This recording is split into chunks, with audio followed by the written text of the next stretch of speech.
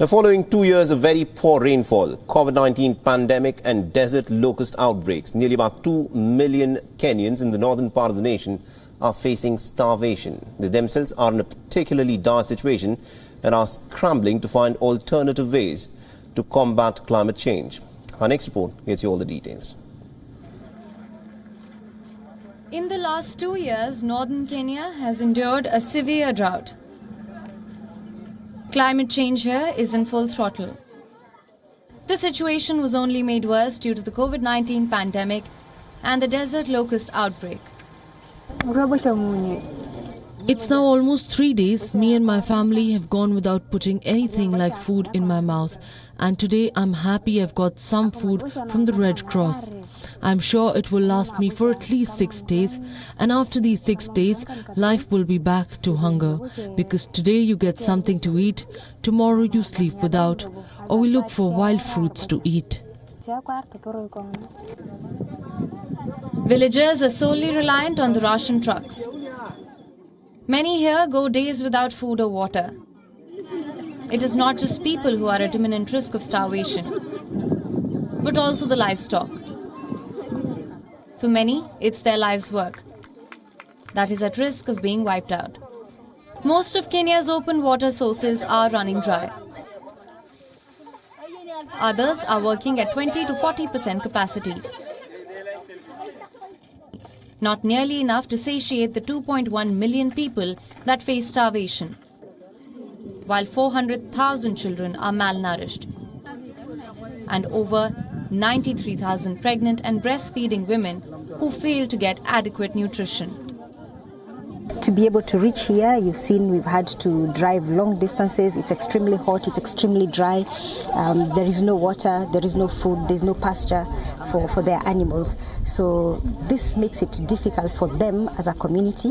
We are talking, of course, of providing immediate support to cover their immediate needs, but we are conscious that even as per the forecast, the rains will not be good.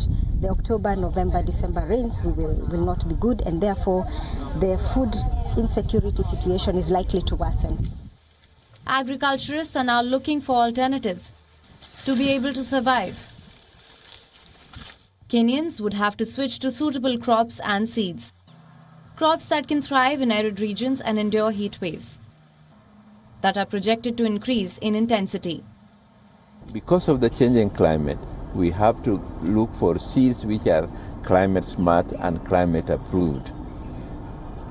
Not seeds of your grandfather, not seeds of your grandmother, nor not seeds of your father.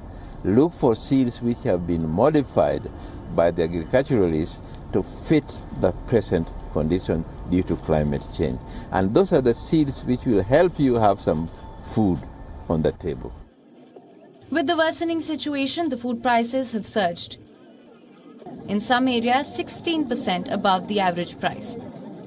And with the October-December rainy season forecast to be below normal, the situation is only going to get worse. 95% of the greenhouse gases have been contributed by the developed countries, and now China, India and Brazil are coming in. Okay? Now, these contributions have the impact of giving us drought. And the reality of drought is there. They have the impact of giving flooding. And the impact of flooding is there. We lose people, we lose lives, we lose infrastructure, whichever way it comes. So we are the sufferer because the developed countries have ability to reconstruct their infrastructure much faster than we have. We don't have the resources to manage and reconstruct our infrastructure. Bureau Report WION, World is One.